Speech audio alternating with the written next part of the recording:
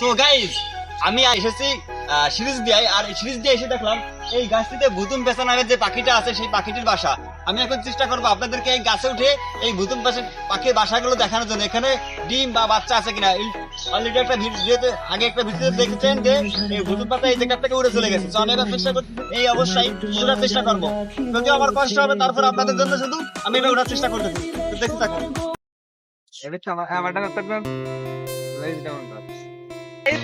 এই মাত্র এই বাসার উপর থেকে একটা ভুতুম পেঁচা পাখি উড়ে চলে গেল। আমরা এখন এই নাকের কাছে উঠাবো, উঠায় দেখবো ডিম বাচ্চা বা। সো গাইজ ফাইনালি আমি কিন্তু গাছে উঠে গেছি এবং আমার পাশে রয়েছে সেই ভুতুম পেঁচা নামের যে পাখিটা আছে সেই পাখিটির বাচ্চা। আমি নিচে ওদেরকে বলার চেষ্টা করতেছিলাম যে তোমরা একটা ক্যামেরা দাও। অলরেডি আমি ক্যামেরা হাতে পাওয়ার পরে আমি আপনাদেরকে দেখানোর চেষ্টা করতেছি। এই দেখুন কি সুন্দর কিউট কিউট বাচ্চাগুলো আমাকে দেখে হা করতেছিল। তাদেরকে আমার ধরতে অনেক ভয় করতেছিল, যে তারা করতেছে এটা আমার খুবই কাছে ভয় লাগতেছিল। তবে নিচে থেকে আমাকে বারবার তারা বলতেছিল যে না কোনো ভয় নাই বাচ্চারা আসলে তেমন কোনো ক্ষতি করবে না তোমার। সো যার কারণে আমি সাহস করে হাত দেওয়ার জন্য অনেকটাই এক্সাইটেড হয়ে যায়। আসলে তাদেরকে ধরার জন্য আমারও মনটা খুব ব্যাকুল হয়ে যায়। আমি আসলে তাদেরকে নিচে নামানোর জন্য খুবই চেষ্টা করতেছিলাম, যার কারণে কিছু সরঞ্জাম আমার দরকার ছিল, যেমন গামছা দরকার ছিল, আমার ঘাম মুছছিল, যার কারণে আমি চাচ্ছিলাম যে আমার ঘামটা মুছে নেব। এবং আরও একটু সরঞ্জাম দরকার ছিল, সেটা হচ্ছে গিয়ে একটা ব্যাগ, কারণ ব্যাগ না হলে বাচ্চাদেরকে আমি হাতে করে নামাতে পারবো না, যার কারণে আমার তাদের কাছে ব্যাগটা চাই এবং তারা আমার কাছে ব্যাগটা দেয়। আমি এই পাখি ছাড়াদেরকে নিচে নামাবো, নিচে নামা সবাইকে দেখাবো এবং ভিডিও করার চেষ্টা করবো। তুমি একটু সাহায্য করা উচিত। আমি ইতিমধ্যে বলতে চাচ্ছি যে আমি গাছে উঠতে পারি না, ঠিক আছে? এই জন্য আমি আরো পাখিটা দেখে আমি অনেক ডরাই। তুমি লম্বা মানুষ, লাভ দেখে এই জন্য আমি মনে করেন যে গাছে উঠতে পারি না, পাখিটা দেখে আমার অতিরিক্ত ডরাই। এখনই আমার এই দেখেন আমার হাঁটু কাঁপতেছে। একটু বের করে দেখাও দর্শককে। তোমার সাথে তৈরি তো ভাই ওই ভুতুম পেঁচা আসলে কিন্তু ছুটি গায়ে বুঝতে পেরে দিবে। নিচে তো সবাই খুশিতে আত্মহারা হয়ে গেছে, তা আমাকে বারবার করে বলতেছে নিচে নামাও নিচে নামাও। আমি খুবই চেষ্টা করতেছি যেন তাড়াতাড়ি নিচে নামাতে পারি। এবং আরও একটা বিষয় সেটা আপনাদেরকে বলে রাখি যে সবাই এতটাই খুশি হয়েছিল যে বারবার নিচের থেকে তারা লাফাচ্ছিল যে ও মাই গড, একটা ভুতুম পেঁচার পাখির বাচ্চা, মানে অসাধারণ একটা কিছু। এগুলো আসলে সচরাচর কোথাও দেখা যায় না, যার কারণে আমরা আপনাদেরকে এই ধরনের ভিডিও দেখানোর চেষ্টা করতে। আমার সঙ্গে ছিল প্রিয় পাখির অনার মিস্টার নানাই খাতো মঞ্জুর, সেও আমার ভাতিজা। এবং যারা গ্রামের বাইরে এবং দেশের বাইরে আছেন তাদেরকে এই উদ্দেশ্য করে আসলে আমরা মেন ভিডিও করি, তারা এই প্রাকৃতিক দৃশ্য দেখতে পারে। সো নিচে নামানোর পরে আমার প্রিয় পাখির অনার মিস্টার নানাই অর্থাৎ মঞ্জু আমার ভাসতে, তার রিয়াকশনটা কেমন ছিল সেটা একবার আপনাদেরকে এখন দেখাবো।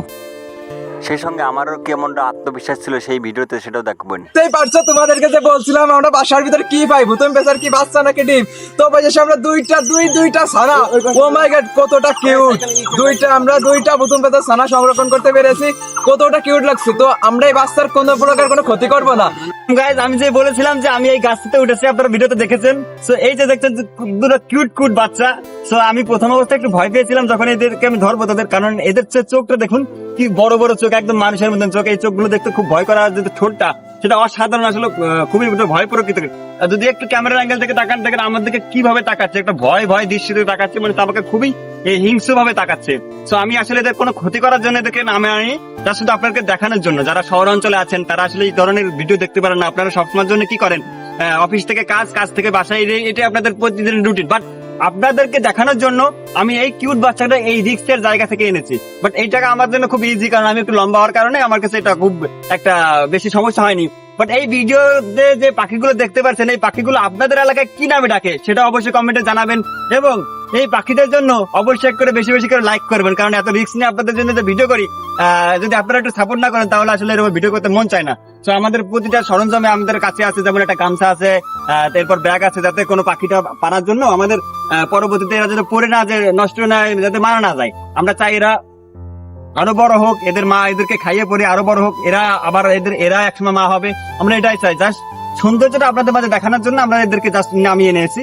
তো এই ভিডিওর জন্য কত লাইক আপনারা করবেন আপনারা ডিসাইড করেন। এবং এইদেরকে জন্য আমি মন থেকে চাইবো 5000 লাইক চাইতে আপনাদের কাছে। 5000 লাইক আপনারা চান, তাহলে ইজিভাবে পূর্ণ করে দিতে পারবেন। ধন্যবাদ। তো বন্ধুরা, যেমনটা বলেছিলাম যে আমরা এই বাচ্চার কোনো ক্ষতি করবো না, আমরা এই বাচ্চারা তাদের নিজেদের বাসায় রেখে আসবো, এবং যে কথা সেই কাজ আমরা বাচ্চাদেরকে আসলে তাদের নিজেদের বাসায় রাখার জন্য একজনকে উপরে উঠিয়েছে, সে ধরে ধরে একটা একটা করে বাচ্চাদেরকে উপর উঠে দিয়ে আসতেছে। যারা আসলে গ্রামের বাইরে আছে তারা আসলে এরকমের পাখির বাসাও দেখতে পারে না বা এরকমের দৃশ্য দেখতে পারে না, তাদেরকে উদ্দেশ্য করে আমরা এই ভিডিওগুলো করি। তা আপনারা যদি সাপোর্ট করেন তাহলে আমাদের অনেক ভালো লাগবে। সো লাস্টে আমার ভাসতে আপনাদের উদ্দেশ্য করে কিছু কথা বলেছে, যে কথাগুলো আসলে কলিজায় লেগেছে। সো সেই কথাগুলো কি সেটা একবার শুনে যাবেন প্লিজ। প্রাকৃতিক সম্পদ নষ্ট করি না, আমরা যেখান থেকে আনছিলাম সেইখানেই রেখে আসছি। সো গাইস, যদি ভালো লাগে আমাদের চ্যানেলটা অবশ্যই সাবস্ক্রাইব করে আমাদের পাশে থাকবেন, আর ভিডিওটা লাইক করবেন আর শেয়ার দিতে কিন্তু ভুলবেন না।